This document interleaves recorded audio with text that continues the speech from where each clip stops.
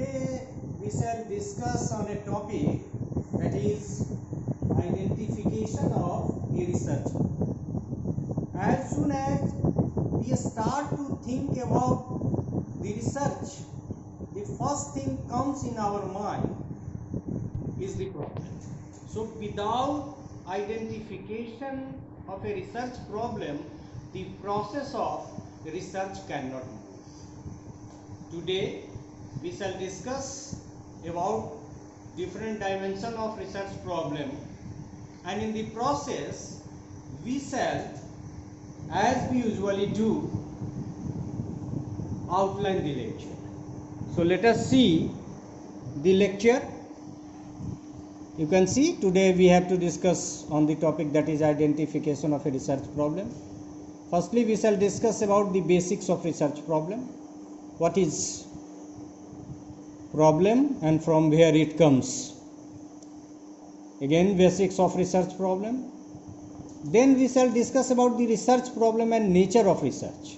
And in the process we shall discuss about qualitative and quantitative research and discuss how the research problem is being influenced by the nature of the research, that is qualitative research and quantitative research. Examples have been taken from all the types of qualitative research. Here too, from qualitative research, the problems have been taken, rather identified, and then problem have been identified from quantitative research.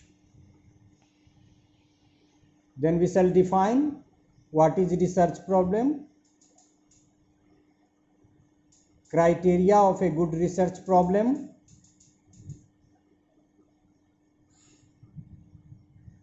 considerations for selecting a research problem, what factors we need to consider while selecting a research problem, from where the problem can come, manifestation is possible from where, then sources of research problem, what are the basis of research problem, from where the research problem comes. Then in order to make you familiar with some related concept, glossary and input have been provided, input to the researcher, to the learners, and again glossary and some input to the learners and researchers.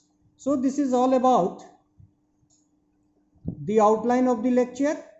Now we shall start the lecture from beginning by discussing different aspects. So let us start the lecture. So the first thing we have to discuss about the basics of research problem. State or define the problem. So this is this next slide. The first and the most important step of the research process is identification of the problem. अभी हम लोगों ने कहा कि जब भी हमको शोध कार्य को करना है तो शोध कार्य की प्रक्रिया का पहला कदम किसी रिसर्च प्रॉब्लम के सिलेक्शन से ही होता है। दूसरी बात है, problem does not exist in vacuum, rather it is context specific. मतलब जब व्यक्ति रिसर्च के प्रॉब्लम का आइडेंटिफिकेशन करता है तो वो प्रॉब्लम कहीं किसी वैक्यूम से नहीं आएगा, शून्य से नहीं आ सकता है, उसके लिए आधार का होना जरूरी है। मतलब रिसर्चर का जो आधार है वो जरूरी है रिसर्च प्रॉब्लम के आइडेंटिफिकेशन के। और इस क्रम में दो चीजें महत्वपूर्ण है। एक तो रिसर्चर ने जो कठिनाई महसूस की है पढ़ने के क्रम में एज ए लर्नर, या पढ़ाने के क्रम में एज ए टीचर, या फिर लिटरेचर पढ़ने के दरमियान उसके दिमाग में जो बात आई है वही आधार बनते हैं प्रॉब्लम के लिए। तो प्रॉब्लम के लिए आधार का होना जरूरी है, ये शून्य में विकसित नहीं जब हम रिसर्च प्रॉब्लम को डिसाइड कर लेते हैं तो बहुत सारी चीजें रिसर्च से रिलेटेड डिसाइड कर सकते हैं, जैसे design of the study, sampling technique, selection of research tool, nature of data analysis, etc. depend on the research.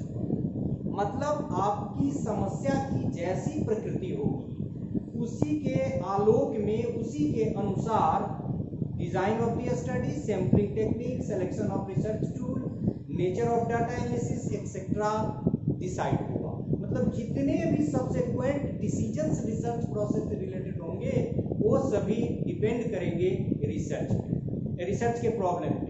यदि प्रॉब्लम क्वालिटेटिव है तो ऑब्वियस है कि हमको सैम्पलिंग की जरूरत नहीं होगी, तब हमको फिर दूसरे तरह से चैप्टराइजेशन वगैरह को डिसाइड करना होगा। तो मतलब पहला पद किसी भी शोध की प्रक्रिया का क्या है? रिसर्च।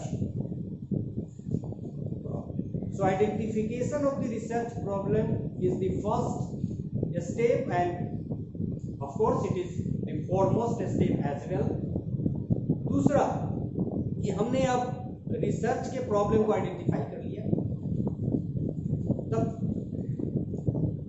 स्टेट और define the problem in A workable mode is the next step after identification of the problem, जिसको हम लोग रिसर्च की भाषा में डिलिमिटेशन ऑफ द प्रॉब्लम भी करते हैं। जैसे हम बाजार से रॉ मटेरियल लाते हैं, सब्जी लाते हैं, तो उसी रूप में उसका यूज नहीं करते हैं। Same is true with respect to the research problem.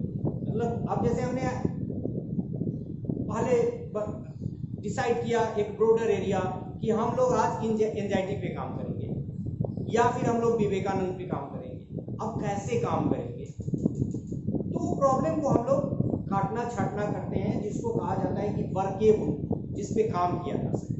अब जैसे सैम्पलिंग के टेक्निक को भी हमको लेना है तो सैंपल कितना लेंगे?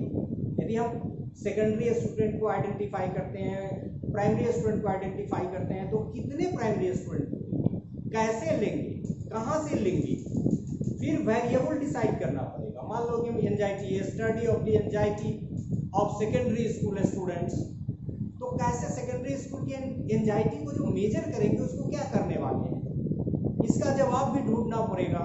तो कहेंगे a study of the anxiety among secondary school students in relation to locality. मतलब क्या है कि हम रूरल और अर्बन स्टूडेंट के एंजाइटी जो सेकेंडरी लेवल के हैं वो कंपेयर करें। तो इस तरह से बहुत सारे एस्पेक्ट को डिस्कस करना पड़ता है, सोचना पड़ता है, तब कोई प्रॉब्लम जाके वर्केबल होता है। तो पहला पद है कि ब्रॉडर एरिया जब हम डिसाइड कर लेते हैं तो उस प्रॉब्लम को ऐसा बनाना पड़ता है जिसपे हम काम कर सकें। Before the start of the actual research work the researcher must know what exactly the problem is. मतलब हमको करना क्या है?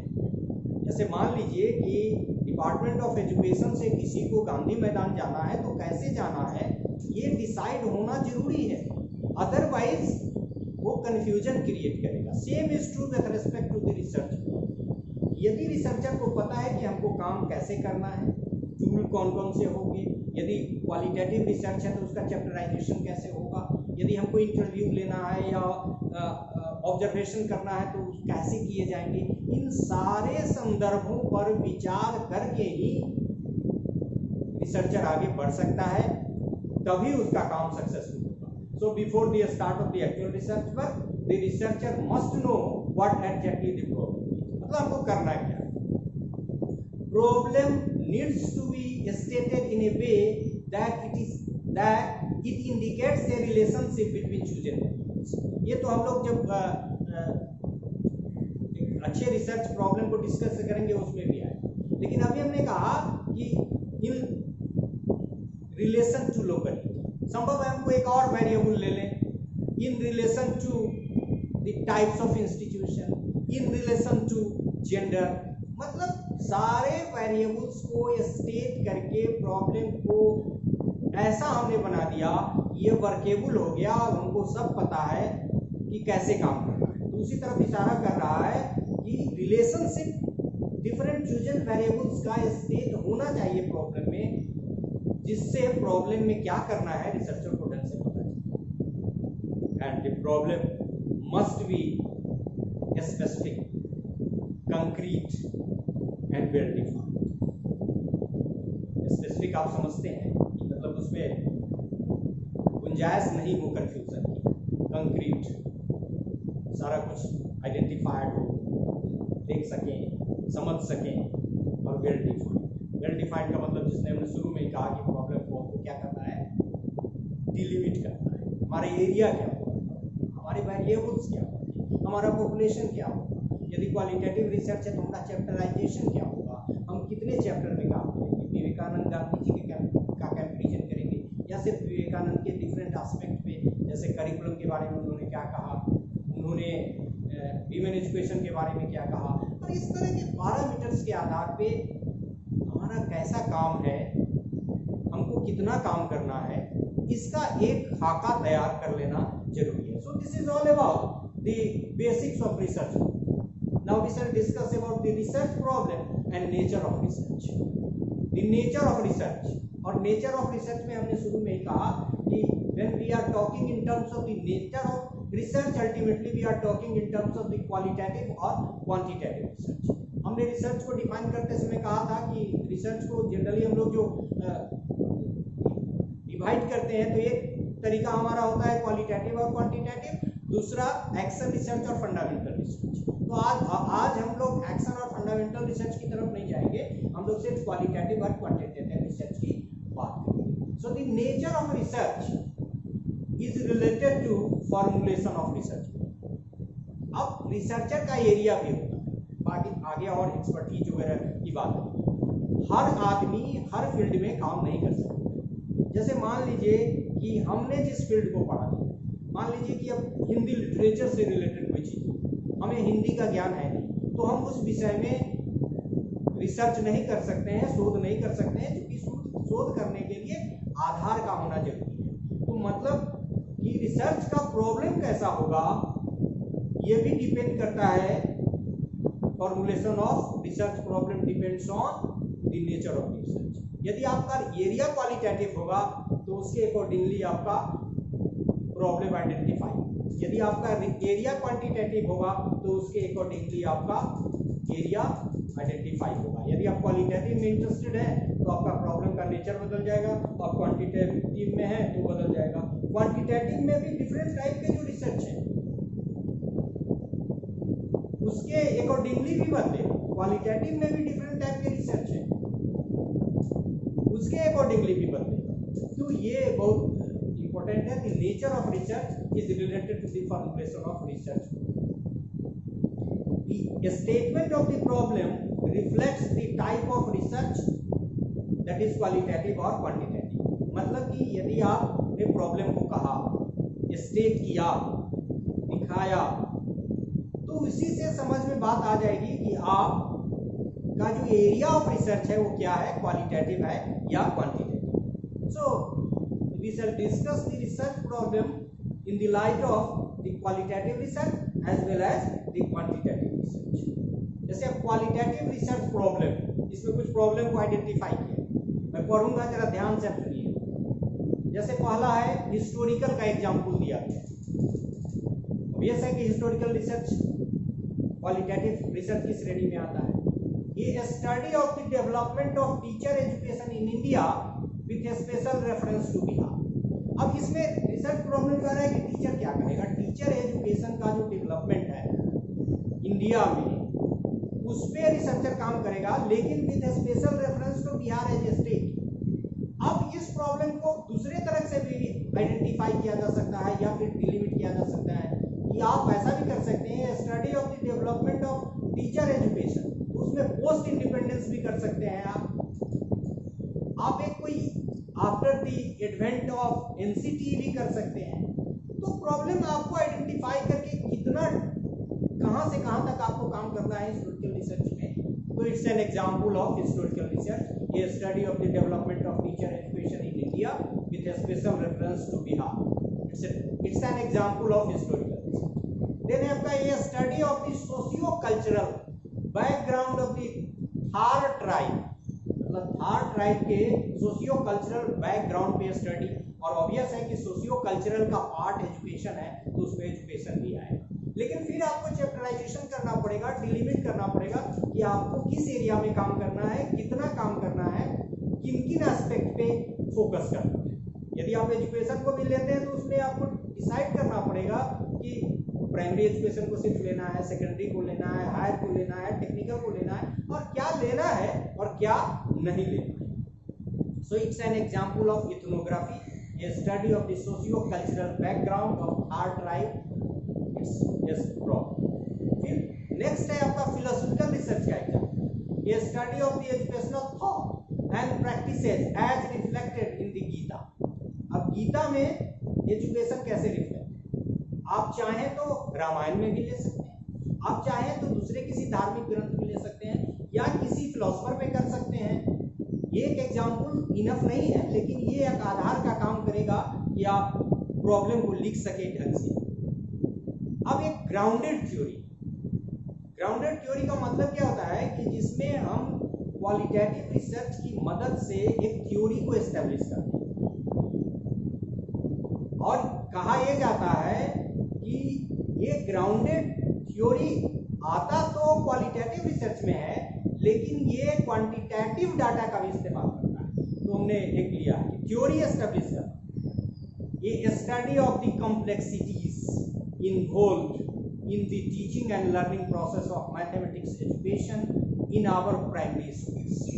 अब ये कौन कौन सी कॉम्प्लेक्सिटीज है जो इन्वॉल्व है teaching learning process mathematics education में, और वो कैसे उसको प्रभावित करते हैं।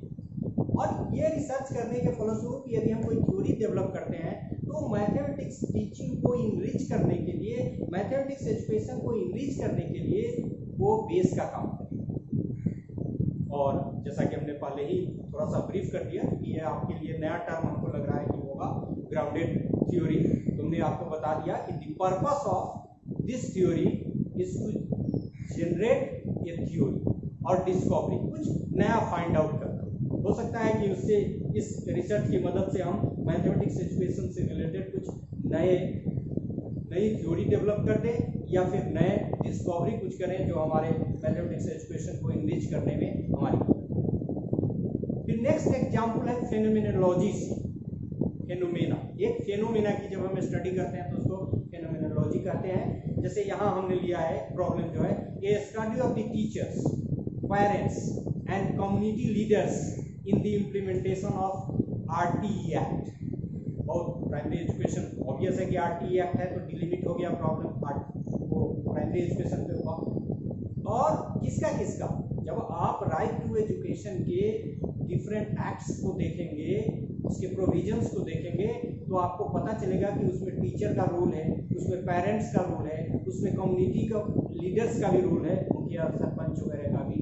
तो हम इस स्टडी में क्या है कि राइट टू एजुकेशन एक्ट को एक फेनोमेना मान के उसके अकॉर्डिंगली, मतलब हम टीचर्स की स्टडी कर रहे हैं कि वो अपना रोल कैसे कर रहे हैं, पेरेंट्स अपना रोल कैसे प्ले कर रहे हैं, क्योंकि गार्जियन का बहुत, जो बच्चे हैं उनके बच्चे का राइट टू एजुकेशन एक्ट के इम्प्लीमेंटेशन में बहुत इंपॉर्टेंट रोल, क्या वो रोल प्ले कर रहे हैं।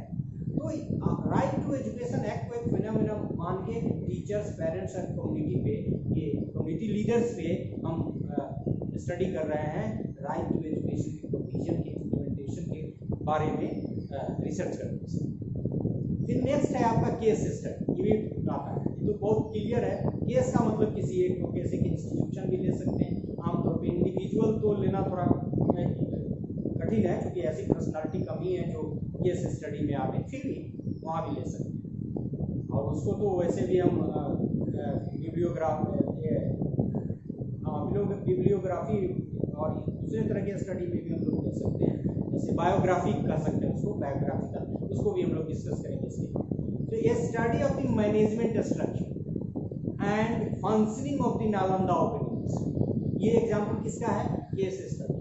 मतलब हम मैनेजमेंट स्ट्रक्चर, मैनेजमेंट आप समझते हैं, मैनेजमेंट का स्ट्रक्चर कैसे, vice chancellor, pro vice chancellor कैसे वो काम करते हैं, रजिस्ट्रार दूसरी यूनिवर्सिटी की तरह है कि यही करते हैं, मैनेजमेंट के कौन कौन लोग पार्ट हैं, और फंक्शनिंग कैसे काम करता है, जैसे ओपन यूनिवर्सिटी है, इग्नू भी काम करती है और भी ओपन यूनिवर्सिटी काम करती है। तो इसमें लर्निंग मटेरियल का डिस्ट्रीब्यूशन कैसे होगा, काउंसलिंग कैसे होती है, इवैल्यूएशन कैसे होता है, ये सब सारा जो मैकेनिज्म है फंक्शनिंग से रिलेटेड उसकी भी स्टडी करना। लेकिन केस स्टडी है क्योंकि हमको सिर्फ काम किस पे करना है, नालंदा ओपन यूनिवर्सिटी। आप दूसरी किसी यूनिवर्सिटी का ले सकते हैं, ऐसा नहीं कि ओपन यूनिवर्सिटी ले, हम फॉर्मल यूनिवर्सिटी ले सकते हैं, हम टेक्निकल यूनिवर्सिटी ले सकते हैं, हम किसी आईआईटी को ले सकते हैं। यदि हम बाहर चले जाएं देश से बाहर, तो वर्ल्ड की जो टॉप रैंकिंग थी, एक फर्स्ट रैंकिंग कोई यूनिवर्सिटी यदि है तो उसको हम आइडेंटिफाई करके उसकी भी स्टडी कर सकते हैं। किसी सिस्टम पे कैसे स्टडी कर सकते हैं कि कैसे। और अभी हमने कहा कि अब हम लोग बायोग्राफिकल स्टडी की, जैसे अभी एग्जाम्पल हमने लिया है इसमें, ये study of the educational issues as depicted in the literature of Ramdhari Singh. मतलब ये लिटरेरी बायोग्राफिकल स्टडी जिसमें दिनकर जी के साहित्य में शिक्षा से संबंधित कौन कौन सी बातें कैसे उभर के आई हैं उस पर रिसर्चर स्टडी करना। अभी कुछ देर पहले मैं कह रहा था कि लिटरेचर के फील्ड में वही काम करेगा जो लिटरेचर का जिसको नॉलेज है। और हमने कहा कि अब हम लोग लिटरेचर से नहीं है तो हम लोग लिटरेचर में काम नहीं कर सकते हैं जिन्होंने दिनकर को पढ़ा है, दिनकर की रचनाओं के बारे में जिनका ज्ञान है, वही लोग, चाहे वो संस्कृति के 4 अध्याय हो, उर्वशी हो, या फिर और भी रश्मिरथी और इस तरह की रचनाएं। तो बायोग्राफिकल स्टडी में अभी हमने जो एग्जाम्पल लिया वो सिर्फ लिटरेरी एग्जाम्पल जो ये, इसके अलावा बायोग्राफिकल स्टडी में हिस्टोरिकल भी हो सकता है, हिस्टोरिकल फैक्ट्स, किसी हिस्टोरिकल फैक्ट्स का, चंद्रगुप्त को भी लेके हम कर सकते हैं, चंद्रगुप्त का से रिलेटेड, या किसी रचना है कोई किसी की है चाणक्य को लेके कर सकते हैं। हिस्टोरिकल, एंथ्रोपोलॉजिकल, सोशियोलॉजिकल, एजुकेशनल, कोई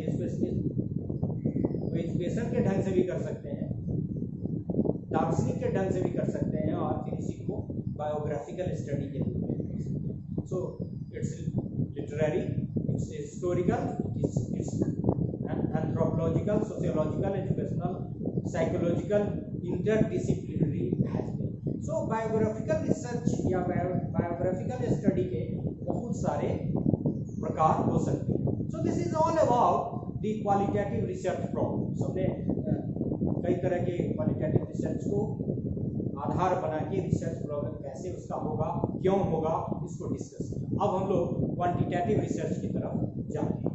जैसे क्वांटिटेटिव रिसर्च का पहला तो एक्सपेरिमेंटल है और उसी से मिलता जुलता क्वेजी एक्सपेरिमेंटल है। क्वेजी एक्सपेरिमेंटल का मतलब क्या है कि उसमें यदि जो हमारा ये डाटा कलेक्शन है या फिर जो सोफिस्टिकेशन है उसको थोड़ा यदि हम ढिलाई कर देते हैं तो उसी को कहते हैं क्वेजी एक्सपेरिमेंटल। मतलब यदि हम जो रिसर्च डिजाइन है उसको ट्रू डिजाइन को फॉलो नहीं करके थोड़ी सी शिथिलता उसमें बरतते हैं तो उसी को, so that is very close to the experimental research. इसीलिए हमने अलग अलग एग्जाम्पल नहीं लिया। यहाँ हमने एक एग्जाम्पल लिया प्रॉब्लम, द प्रॉब्लम एक्सपेरिमेंटल, एक comparative study of the effectiveness of lecture and demonstration methods of teaching. अब इसमें क्या होगा,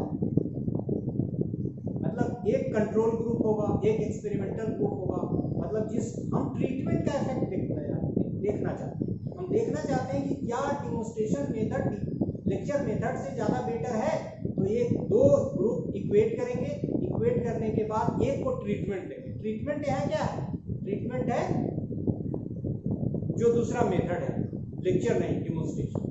तो डेमोंस्ट्रेशन दो इक्विवेलेंट ग्रुप बना के एक को लेक्चर मेथड से पढ़ाया, दूसरे को डेमोंस्ट्रेशन मेथड से पढ़ाया और कंपेयर किया बाद में पढ़ाने के बाद 3 महीना 6 महीना जितना भी। तो यदि एक्सपेरिमेंटल ग्रुप एक्सेल कर जाता है कंट्रोल ग्रुप की तुलना में तो हम कह सकते हैं कि ट्रीटमेंट का इफेक्ट है। मतलब कि जो हमारा दूसरा मेथड है, जो हमारा डेमोंस्ट्रेशन मेथड है, वो लेक्चर मेथड से सुपीरियर। तो इस तरह के रिसर्च को, जैसे अब खाद का भी टेस्ट कर सकते हैं, कोई नई दवा आई तो उसके लिए भी हम लोग जो रिसर्च करते हैं, तो जो हमारे एजुकेशन के फील्ड का नहीं है, मेडिसिन के फील्ड का है, तो उस तरह की स्टडी को हम लोग एक्सपेरिमेंटल रिसर्च करते हैं। तो एक्सपेरिमेंटल और उसी से रिलेटेड हमने क्वेजी एक्सपेरिमेंटल को भी डिस्कस किया। Correlational, a study to examine the relationship between intelligence and creativity. यहाँ दो साइकोलॉजिकल एट्रीब्यूट्स के बीच में हम लोग रिलेशनशिप देखते हैं। तो जब हम रिलेशनशिप देखते हैं तो कोरिलेशनल स्टडी। तो ये तीसरा एग्जांपल हो गया, मतलब एक्सपेरिमेंटल, उसी से मिलता जुलता वैसी एक्सपेरिमेंटल, फिर कोरिलेशनल, और चौथा सर्वे। और सर्वे के बारे में मैं पहले ही बता दूं कि इस पे रिसर्चर का एक ग्रुप है जो मानता है कि ये क्वालिटेटिव है और दूसरा ग्रुप ये भी मानता है कि क्वांटिटेटिव। तो डाटा के ट्रीटमेंट के नेचर पे डिपेंड करता है कि ये क्वालिटेटिव कैसे होगा और ये क्वांटिटेटिव कैसे होगा। यदि हम इलेक्शन से रिलेटेड कोई सर्वे करते हैं तो संभव है कि वो हमारा क्वालिटेटिव की श्रेणी है, लेकिन जब पैरामीट्रिक टेस्ट वगैरह का यूज करके हम डाटा एनालिसिस करते हैं क्वांटिटेटिव ढंग से, तो ये क्वांटिटेटिव रिसर्च की तरफ चला जाता है। हमने यहाँ चूंकि इसको क्वांटिटेटिव रिसर्च में रखा है इसलिए उसी का एग्जांपल ले रहे हैं। A study of the achievement motivation of secondary school students in relation to gender and locality. इस तरह का अभी हमने शुरू में एग्जांपल दिया भी था, किसके संदर्भ में, एंजाइटी के संदर्भ में। सेकेंडरी स्कूल लिया था, उसमें भी जेंडर लिया था, लोकलिटी लिया था, और फिर टाइप्स ऑफ इंस्टीट्यूशन की भी हमने चर्चा की। सो this is an example of survey research, a study of the achievement motivation of secondary school students in relation to gender and locality. So we have discussed about different types of problem keeping in view an example दे के हमने आपको समझाने का प्रयास किया है कि different, चाहे वो क्वालिटेटिव हो उसके भी बहुत तरीके हैं, बहुत टाइप्स हैं, क्वांटिटेटिव के भी बहुत टाइप्स हैं, और उन टाइप्स को भी लेके हम लोगों ने डिफरेंट प्रॉब्लम्स को कैसे स्टेट करना है, वो प्रॉब्लम कैसे राइट डाउन करना है, उसके बारे में अब हम लोग डिस्कस करेंगे थ्योरी में। What is a research problem?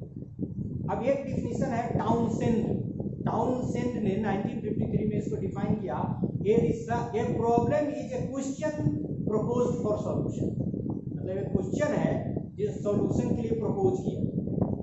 दूसरा मैकग्यूगन 1964 वो प्रॉब्लम को डिफाइन करते हैं, a solvable problem is one that poses a question that can be answered with the use of man's normal capabilities। अब जैसे हम लोगों ने भी एक प्रॉब्लम ही तो लिया कि कंपेयर करेंगे दो ग्रुप में कि एंजाइटी लेवल किसका ज्यादा है, एंजाइटी की दृष्टि से कौन सुपीरियर है, और फिर और भी स्टडी जो करते हैं उसमें दिए गए प्रश्न का हम सार्थक उत्तर खोजते हैं कि यही प्रॉब्लम है। और फिर कर्लिंगर 1964 डिफाइन करते हैं कि ये प्रॉब्लम इज इंट्रोग्रेटिव। जैसे हम लोग पुलिस इंट्रोग्रेट करके बहुत सारी चीज़ों को फाइंड आउट करता है, रिसर्चर भी इंट्रोग्रेट करता है, इंट्रोग्रेट करके और तब कुछ आइडेंटिफाई करने की कोशिश करता है। Let us see, a problem is interrogative sentence of a statement that asks what relation exists between two or more factors।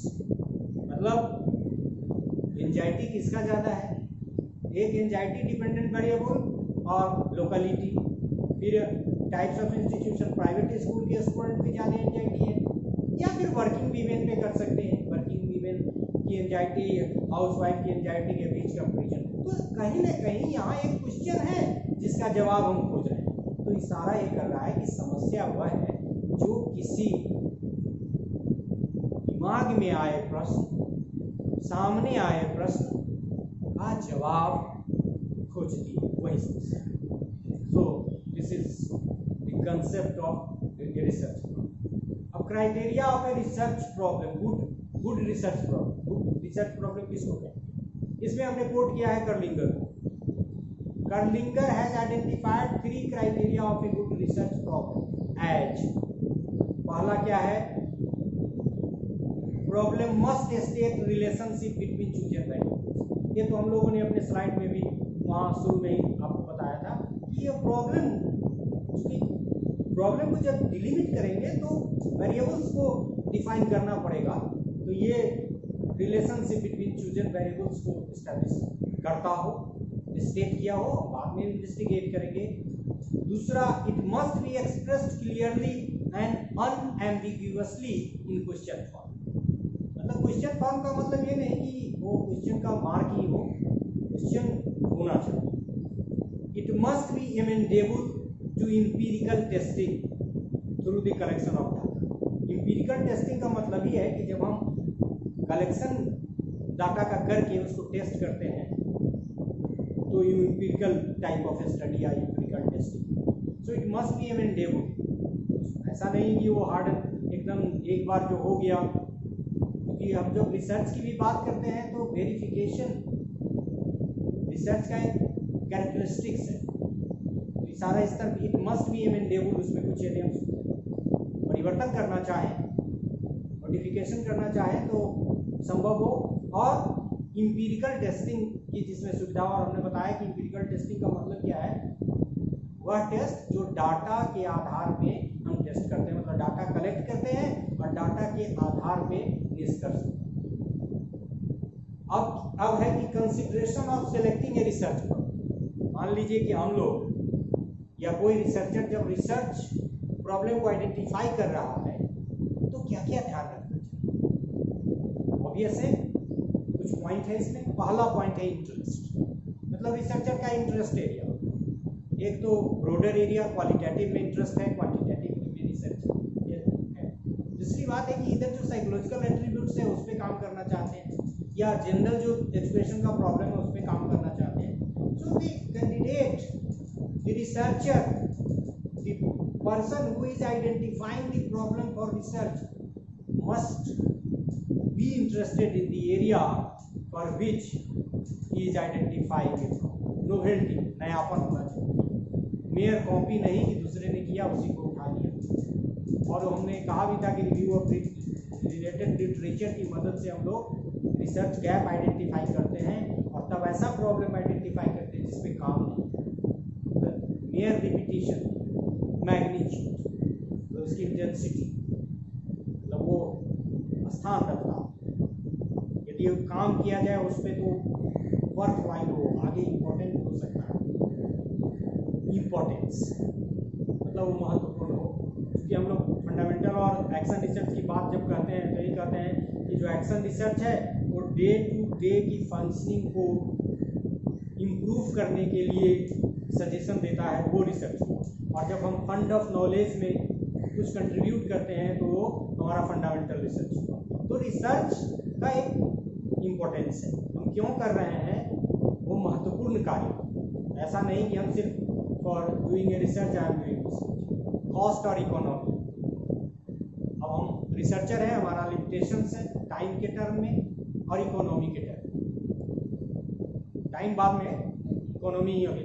Economy हम कितना खर्च कर सकते हैं, और जब हम कोई रिसर्च प्रोजेक्ट वगैरह लेते हैं तो उसमें हमको फंडिंग वगैरह होनी है तो वहाँ भी इसको करना पड़ता है कि कॉस्ट और इकोनॉमी का ध्यान रखना पड़ता है। लेकिन हमको भी देखना, ये डाटा कलेक्शन में महंगा टूल है, क्या हम इस टूल को यूज़ कर सकते हैं, आदि आदि चीज़ों को भी सोचना। टाइम, कितना टाइम हम दे सकते हैं। Research is not a life long process.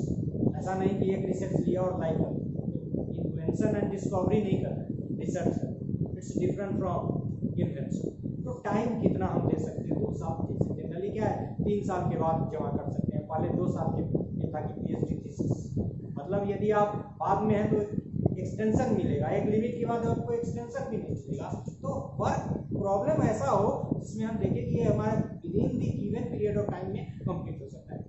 Measurement and clarity of concept, मतलब इस कंसेप्ट में जिसको दूसरे लोग में हम लोग कहते हैं कि वो ऑपरेशनल डिफिनेशन, मतलब कैसे इसको मेजर करेंगे, या तो हम अपना टूल बनाएंगे या फिर कोई टूल बना हुआ है उसको, या फिर यदि हमको कंटेंट एनालिसिस वगैरह करना है तो कंटेंट एनालिसिस के लिए रिसोर्सेज कहाँ आएंगे, आदि।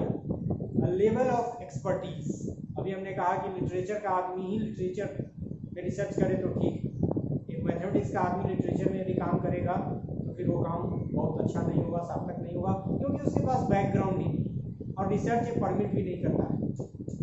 तो एक तो लेवल ऑफ एक्सपर्टीज किसका हो, रिसर्चर का, और दूसरा गाइड का भी एरिया। अब एजुकेशन का आदमी पॉलिटिकल साइंस में यदि काम कराने लगेगा तो ऑब्वियस है कि काम उतना अच्छा नहीं हुआ, क्योंकि उसको उतना एक्सपीरियंस है। Relevance to the fund of knowledge और relevance to the educational practices, availability of data information. ये खास के सर्वे रिसर्च और क्वालिटेटिव रिसर्च के लिए, जहाँ कंटेंट एनालिसिस वगैरह की हमने बात की है, तो वहाँ डाटा कैसे मिलेगा। कई बार हम ऐसा है कि हम पॉपुलेशन ऐसे लोगों को बना लें जो डाटा देने के लिए तैयार ही नहीं हो, तो हमारा रिसर्च कंप्लीट। हम मान लीजिए हम हिस्टोरिकल रिसर्च कर रहे हैं, गवर्नमेंट डॉक्यूमेंट हमको चाहिए, with in the given period of time में हमको करना है, और वो यदि मटेरियल अवेलेबल नहीं होगा तो फिर हमारा काम नहीं होगा।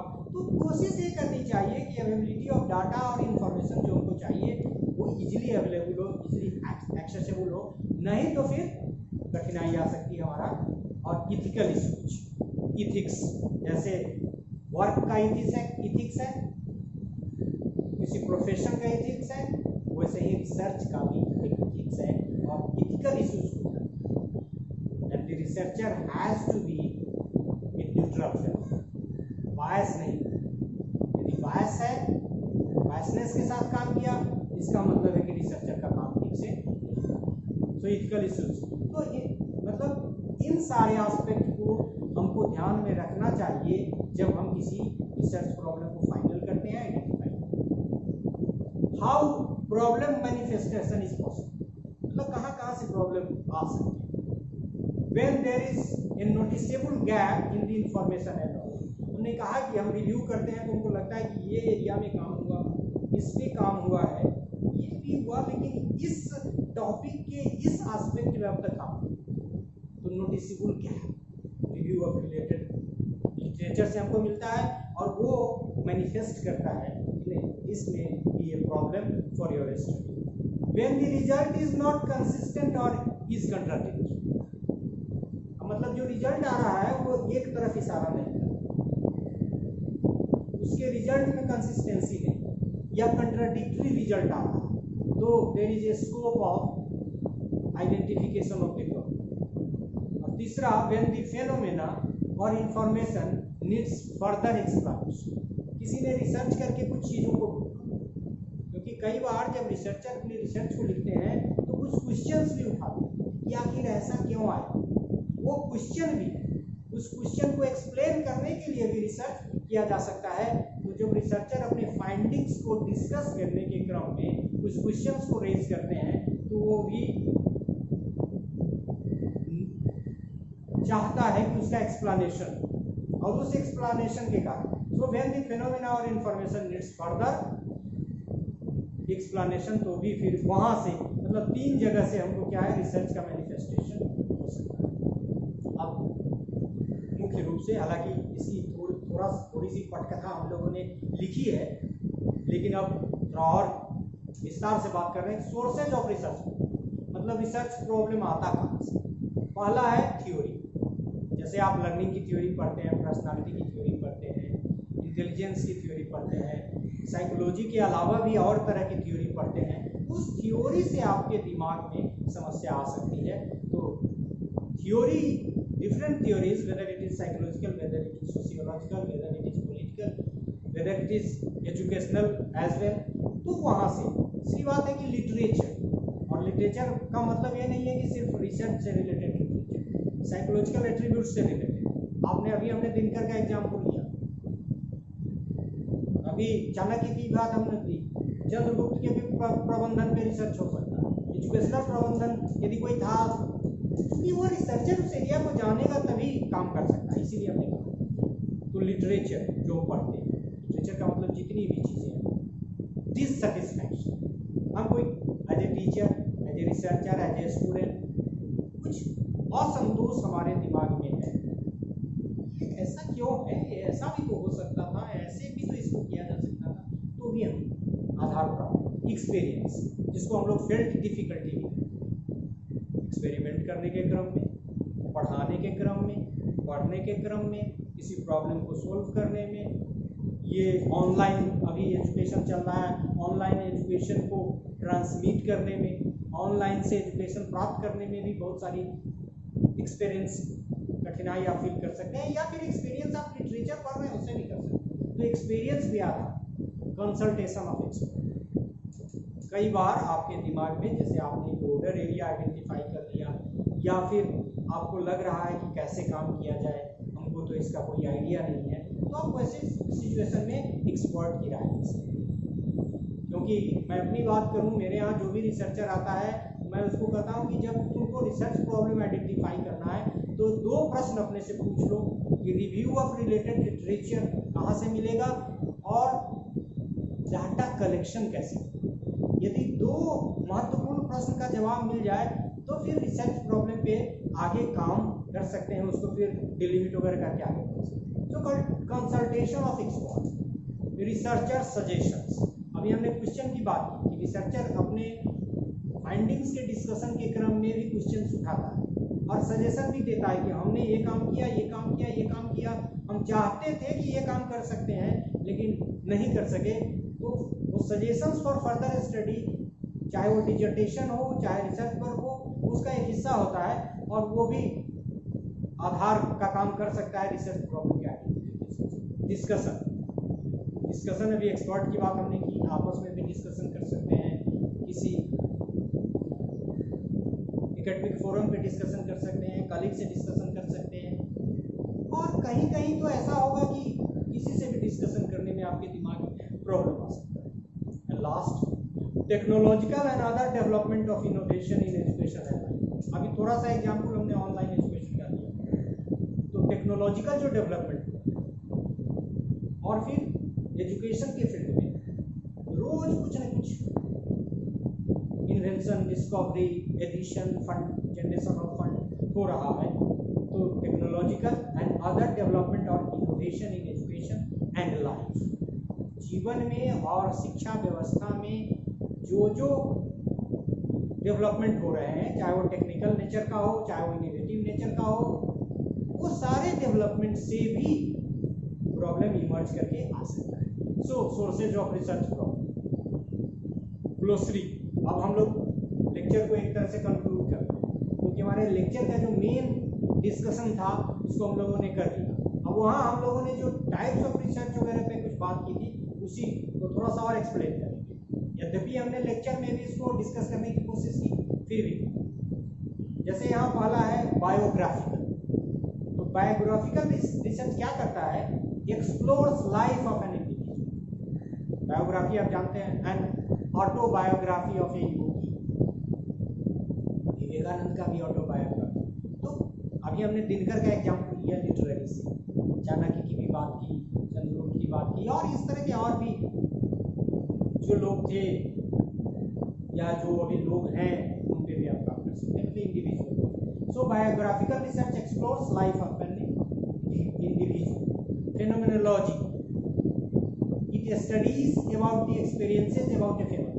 अभी हमने राइट टू एजुकेशन को एक फेनोमेनन किया, आप किसी प्राइमरी एजुकेशन की किसी इंस्टीट्यूशन के एक्ट और एक्टिविटीज को देख सकते हैं।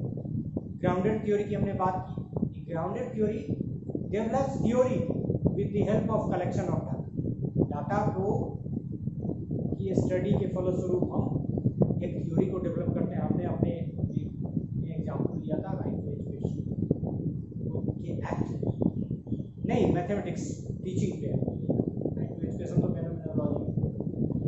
तो उससे क्या है कि मैथमेटिक्स पढ़ाने के, मैथमेटिक्स एजुकेशन को इम्प्रूव करने की कोई थ्योरी वहाँ से आ सकती है क्या, तो रिसर्चर उस डायरेक्शन से भी काम कर सकता है। तो grounded theory develops theory with the help of collected data. It also uses quantitative data. हमने शुरू में भी बताया ये क्वालिटेटिव रिसर्च है लेकिन क्वांटिटेटिव डाटा का भी इस्तेमाल करता है, और ये इसमें काम थोड़ा तेजी से होता है, डाटा एनालिसिस वगैरह बड़ी तेजी से करके लोग जल्दी से जल्दी थ्योरी के एस्टैब्लिशमेंट करते हैं। Ethnography describes and interprets a cultural and social groups. हमने भी वैसा ही वैसी ही स्टडी ली थी। ट्राइबल थर्ड ट्राइब की बात हमने वहाँ कही थी, कहा था कि सोशियो और कल्चरल, और कहा था कि सोशियो और कल्चरल का पार्ट ही एजुकेशन में हो सकता है। So ethnography describes and interprets a cultural and social groups. Case study allows an in depth analysis of a particular case.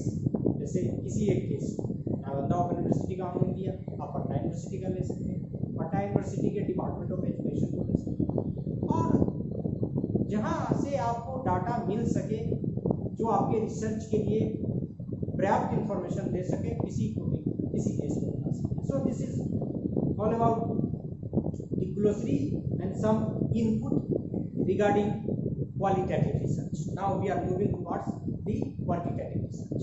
Experimental का एग्जाम्पल हमने लिया, studies with the help of experimental and control group, और विस्तार से हमने समझाया ये एक एक्सपेरिमेंटल ग्रुप जिसपे हम ट्रीटमेंट का इफेक्ट देखते हैं और एक कंट्रोल ग्रुप जिसको हम लोग ट्रीटमेंट नहीं देते, लेकिन दोनों बराबर रहते हैं शुरू में ताकि हम दोनों को कंपेरिजन करके ट्रीटमेंट के इफेक्ट को कंक्लूड कर सकें। और फिर कहा कैजी एक्सपेरिमेंटल, वहाँ थोड़ी सी बताई, यहाँ पढ़ देता हूँ कि the research studies that do not use a truly experimental design may be placed in quasi experimental study। मतलब जब डिज़ाइन को स्ट्रिक्टली फॉलो नहीं करते हैं, उसमें थोड़ा बहुत मॉडिफिकेशन करते हैं, काम उसी तरह का तो उसी को quasi experimental करते हैं। तो quasi experimental and experimental research method differ in terms of design and conduction of an experiment. मतलब एक्सपेरिमेंट का नेचर उतना रिग्रेस नहीं होता है। वेरिएबल्स को मतलब खास के इंटरवेनिंग वेरिएबल्स को यदि हम लोग बहुत स्ट्रिक्टली कंट्रोल नहीं करते हैं तो उसी को हम डाल दे सकते हैं quasi experimental. So it is same you can say with the relaxation in design and conduction of an experiment. Correlational study हमने शुरू में कहा कि correlation finds relationship between variables, और हमने क्रिएटिविटी और इंटेलिजेंस का सारे एग्जांपल। सो फाइंड्स रिलेशनशिप बिटवीन वेरिएबल्स। सर्वे, इसके बारे में हमने कहा भी क्वालिटेटिव क्वांटिटेटिव, और फिर जैसे हम डाटा को इंटरप्रेट करते हैं, डाटा को ट्रीट करते हैं, उसी के आधार पर भी हम इसको क्वालिटेटिव क्वांटिटेटिव स्टडी कर सकते हैं। But it collects data through survey के माध्यम से, चाहे हमने इलेक्शन का एग्जाम्पल दिया है या फिर कोई पैरामीट्रिक टेस्ट का इस्तेमाल करते हैं, किसी स्टैंडर्डाइज्ड टेस्ट के आधार पे, नॉमिनल ऑर्डिनल नहीं, इंटरवल लेवल के डाटा को प्राप्त करने स्केल की मदद से, इंटरवल लेवल के scale. Fine, so collects data through survey being considered qualitative as well, हमने पहले ही कर दिया। कंटेंट एनालिसिस, अब ये जितनी बातें हम लोगों ने जितने तरह के प्रॉब्लम दिया उसको हम लोगों ने कंक्लूड कर दिया। अब हम लोग कुछ और बातें जो डिफरेंट सोर्सेज में आपको मिल सकते हैं, कंफ्यूजन नहीं हो इसके लिए हम और कहते हैं और टाइप्स ऑफ रिसर्च की बात भी करते हैं। संभव है कि जितना हमने यहाँ लिस्ट किया है उसके अलावा भी कुछ हो। Content analysis, developmental study, documentary analysis, narrative etc. are also considered as methods। मतलब ये जो हमने कहा content analysis, developmental study, documentary analysis, narrative, ये सब भी रिसर्च के मेथड्स के रूप में बहुत जगह इस्तेमाल होते हैं। लेकिन एक चीज इसमें हम जो आपको कंक्लूड कर रहा हूँ, many of these are related to descriptive. जैसे अभी डिस्क्रिप्टिव रिसर्च में ही सर्वे रिसर्च भी आता है, डिस्क्रिप्टिव रिसर्च में सर्वे रिसर्च को, और ये जो आपका डेवलपमेंटल स्टडी है या डॉक्यूमेंट्री एनालिसिस है, इसको भी डिस्क्रिप्टिव रिसर्च का टाइप लोग करते हैं। हमने डिस्क्रिप्टिव नहीं लेके यहाँ सर्वे लिया क्योंकि ज़्यादा इस्तेमाल सर्वे का ही आमतौर पर होता है। और हिस्टोरिकल रिसर्च, जैसे हिस्टोरिकल रिसर्च में हम लोग primary source of data, secondary source of data की बात करते हैं, तो वहाँ भी हम लोग कंटेंट एनालिसिस वगैरह का यूज़ वहाँ भी कर सकते हैं। So many of these are related to, जो ऊपर हमने कहा, content analysis, developmental study, documentary analysis, narrative, और कुछ और छूट भी गया होगा, etcetera are also considered as methods, but many of these are related to descriptive, which is also in which also the survey research comes, and historical research। तो इसमें से descriptive research और historical research में ये types सब आ जाते हैं। So this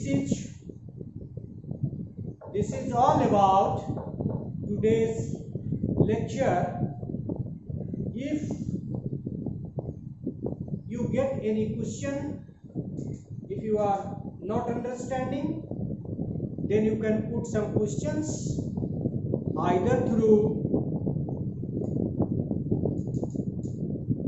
different sources through which we are connecting in this age of corona, or even direct face to face when we see, or even on phone through personal phone. So this is all about today's lecture.